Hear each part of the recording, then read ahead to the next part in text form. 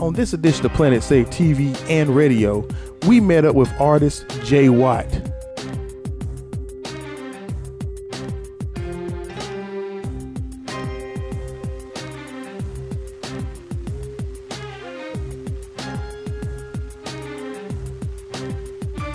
He is an inspirational rap artist. I had the pleasure of asking him a couple of questions about himself, his career, and aspirations. So this is how the interview played out. Born in Cleveland, Ohio. Was raised in Nashville, Tennessee. My family moved down there when I was 2, and I was raised there. I've been in music ever since 7th grade, junior high school. Prior to that, I was actually a saxophonist. I played alto and tenor saxophone, played some keys.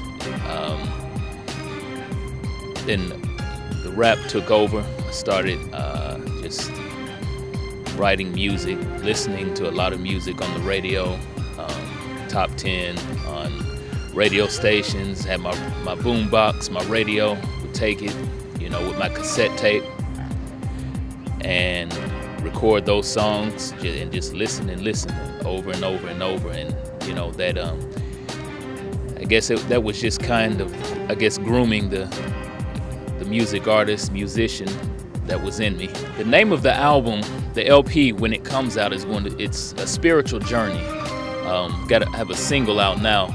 First single from it is Fetish for This. The CD Fetish for This. The first single is basically just all I recorded about was just the process of the music, that it's been for me. And I talk about recording the music. I give an introduction of a little bit about me, from middle class perspective. Who'd expect this? Dude flows minus platinum on wrist. I'm action with this, can't be laughing at this. As nice as he comes, watch how mean this gets. Y'all thought I was guns and texts. Talk ones, close money, invest. Nothing like this, I'm the opposite skit. Speaks with all spirit, that's him. Jwatt, eyes under that brim. Talking with southern slang, ask him again. So basically I give an introduction of who I am in the first verse, and then it's about the writing process, recording process, and then where I want the music to take me. So this has been Fetish for This has been a grind. Has it been a grind? I can't, it's just been persistence over years and years and years. And finally, the doors have opened to get the right people around the project, engineers, get in the right studio, around the right people, to actually get it recorded. So, it's just about me grinding. I'm out hitting the streets with it. I've just been grinding. I've been everywhere, and that's what it's about. And then also where I want it to take me and the results that I want from it, So my fetish or my passion is writing music. Normally fetish is associated with something sexual, So I've taken what the word actually means as being passion, something I'm passionate about. And I just wrote about the rap, the recording process. I've been fortunate to get, some extremely talented musicians, to work on the project. As far as the engineering, Grammy Award-winning engineers, just forming a team around me that really is supportive of what I'm doing, and helping me go forward, with the brand. That's all a part of the fetish. Like all of that is incorporated in my passion or fetish, for this being the rap. So the single Fetish for This, that's that's the meaning of it, what it's about. It's a walk of me, just like anybody else, in this spiritual journey of life. And what I wrote about was just there's some experiences that I had during that time of writing the songs and recording them that basically just life experiences, my life experiences, and then me with getting to know Christ, along that walk. And I guess the result was, the songs that are out now, that I did write. I believe everyone has, their own uniqueness about them. Each individual is different. So I think that in itself, matter of fact, I know that in itself, just because of the person that I am becoming, I think because of that, it comes out in recorded form, being on CD, and I think that in itself, it just, it speaks for itself. I believe that, especially in recording, basically where people are in life, what their experiences have been, what they look for in the future, what they expect in the future, what is probable in the future, all comes out in the music. So that's the same thing for me. When I stand here and I look at Jwatt, I don't see a rapper that's from the streets, that's been a thug. I don't see a rapper that's out here selling drugs, talking about murdering people or raping women. I see, a clean-cut individual bringing rap to the community.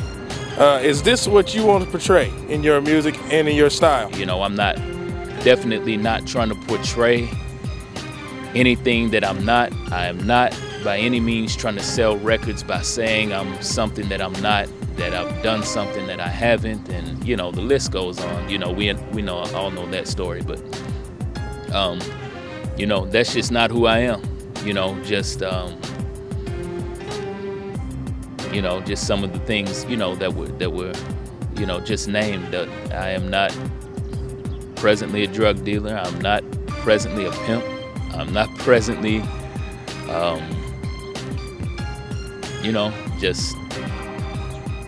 just out there in all kinds of wickedness. So again, what comes out of my music is the person that I am. I think everybody's a role model. Matter of fact, I know everybody's a role model. So that, yes, I am. Because what we don't realize, a lot of people say, or it's said on occasions that, oh, I'm not a role model, I'm not a role. Consciously, people may not want to accept that position, but what we don't realize is somebody is always looking up to you as a person for what you do. It doesn't matter what walk of life or anything that anyone is in. There's always somebody who is looking up to you, whether you know it or not. So whether or not a person wants to take that responsibility and govern their actions accordingly, then that's a different story. But yeah, so I say, yes, I am a role model. I think about my nephews, for example.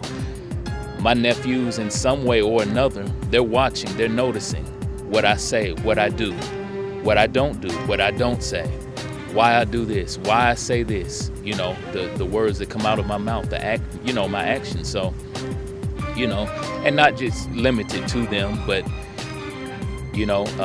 with me having been a teacher in CMS, Charlotte Mecklenburg schools here, I was a role model. I see kids to this day, who are just like, oh, Mr. Watkins, you were just a great PE teacher. You were the best PE teacher we had, and because of that, and they go on, so yes, I am, now, is that something that I think about day in and day out? No, because again, I just live my life and how I am.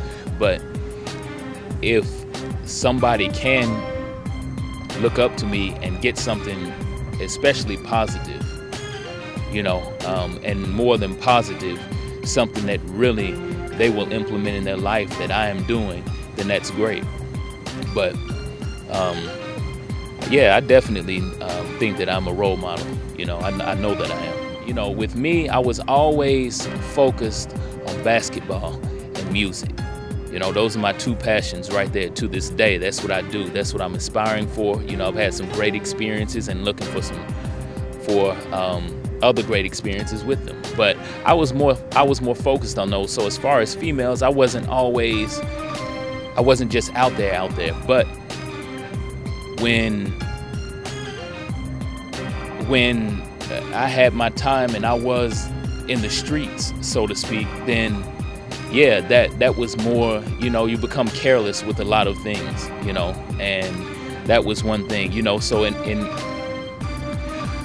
also with, you know, just thinking about my attitude and just thinking, you know, just hot tempered, quick to snap, quick to, you know, to lose it under pressure, you know.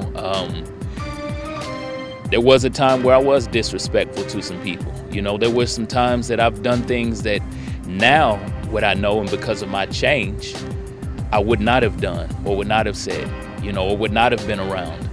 You know, I've been around when, you know, there have been, you know, the police rolling by and had a couple of run-ins, you know, with them, a couple of almost run-ins with them, you know. But was that my, you know, was I just in the streets, like come up in the streets? Did I live in the, you know, was I living in the projects and in the ghettos? And no, I didn't live in them. But like I said, it was close enough by to where I'm affected, you know. So I was affected and I gravitated to that.